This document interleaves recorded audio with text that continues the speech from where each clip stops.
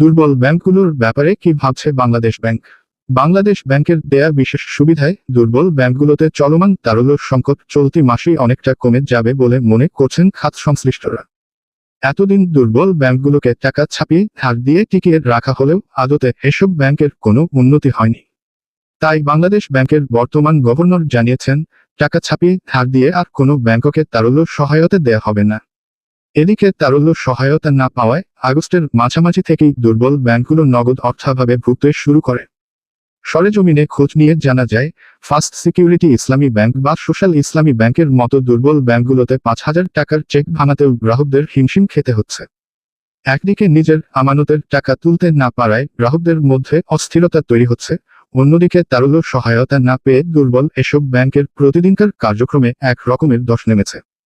এ অবস্থা থেকে পরিত্রাণের লক্ষ্যে টাকা না ছাপিয়ে সবল ব্যাংক থেকে দুর্বল ব্যাংকের অর্থ সহায়তা নেয়ার ব্যবস্থা করেছে কেন্দ্রীয় ব্যাংক। এতে করে একদিকে টাকা ছাপিয়ে বাজারে মূল্যস্ফীতি বাড়ানোর ঝুঁকি যেমনই থাকবে না, অন্যদিকে বাজারে বিদ্যমান অর্থ দিয়েই তারল্য সংকট প্রশমন করা সম্ভব হবে। এ ব্যাপারে বাংলাদেশ ব্যাংকের এক কর্মকর্তা নামপাককে বলেন, চলতি মাসের 20 তারিখের মধ্যেই দুর্বল ব্যাংকগুলোর সঙ্গে চুক্তি করার চিন্তা করছে কেন্দ্রীয় ব্যাংক। এই চুক্তির আওতায় কেন্দ্রীয় ব্যাংক নিজে গ্রান্টার হিসেবে সবল ব্যাংক থেকে দুর্বল ব্যাংকগুলোর ঋণ সহায়তা ব্যবস্থা করে তারল্য কাটানোর সুযোগ করে দেবে। এই ব্যাংক কর্মকর্তা বলেন, আনুষ্ঠানিকতা যত দ্রুত শেষ করা যায় তার জন্য কাজ করছে কেন্দ্রীয় ব্যাংক। শিগগিরই এ ব্যাপারে পদক্ষেপ নেওয়া হবে। সোশ্যাল ইসলামী ব্যাংকের ভাইস প্রেসিডেন্ট পদমর্যাদার বলেন, দুর্বল ব্যাংকে অস্থিরতা চলতে থাকলে এর নেতিবাচক প্রভাব সবল ব্যাংকের ওপরেও পড়বে। পুরো ব্যাংক খাতকে বাঁচাতে চাইলে কেন্দ্রীয় ব্যাংকের তত্ত্বাবধানে সবল ব্যাংকগুলোকে দ্রুত সহায়তার হাত বাড়িয়ে দিতে হবে।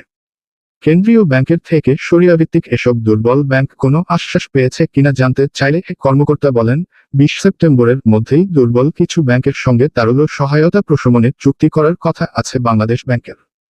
আগে অভ্যন্তরীণ কোনো ব্যাংকের থেকে ঋণ নিতে হলে বন্ড বা বিল জামানত হিসেবে থাকত, কিন্তু বেশিরভাগ দুর্বল ব্যাংকের জামানত রাখার মতো বন্ড বা বিলই নেই। এক্ষেত্রে কেন্দ্রীয় ব্যাংক নিজে জামানত বা গ্রান্টার থেকে ঋণ সহায়তার ব্যবস্থা করে দেবে। এর আগে এক সংবাদ সম্মেলনে বাংলাদেশ ব্যাংকের গভর্নর আহসান এইচ মনসুর বলেছেন, দেশের 10টি ব্যাংক দেউলিয়া হওয়ার ঝুঁকিতে আছে। তবে যাতে কোনো ব্যাংক দেউলিয়া না হয় সে ব্যাপারে সর্বোচ্চ পদক্ষেপ নেবে বাংলাদেশ ব্যাংক।